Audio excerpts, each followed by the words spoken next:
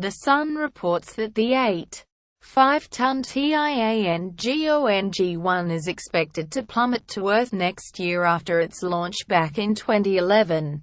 But space boffins at Harvard University revealed their fears that China has lost control of the station and it could crash anywhere.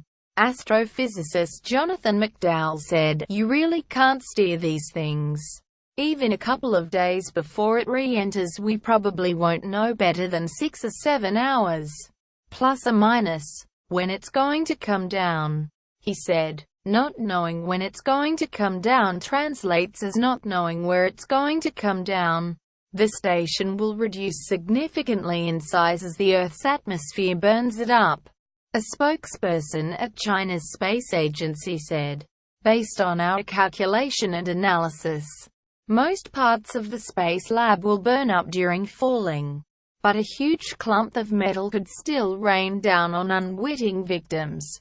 There will be lumps of about 100 kilograms or so, still enough to give you a nasty wallop if it hit you, he said. Yes, there's a chance it will do damage. It might take out someone's car. There will be a rain of a few pieces of metal. It might go through someone's roof, like if a flap fell off a plane. But it is not widespread damage. Quote, the country's second space lab, the Tiangong-2, or Heavenly Palace 2, blasted off on Thursday night from the Gobi Desert and is expected to operate for at least 2 years. The latest stage of the Asia's giant's ambitious space program. The Chinese space station will weigh over 60 tons, much smaller than the 420-ton International Space Station. It will normally accommodate 3 astronauts at a time but has a maximum capacity of 6, it added.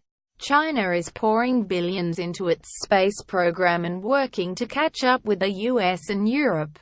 Beijing sees its military-run space program as symbolizing the country's progress and a marker of its rising global stature, as well as building a space station. It intends to eventually put one of its citizens on the surface of the Moon. It announced in April it aims to send a spacecraft around 2020 to orbit Mars, land and deploy a rover to explore the surface.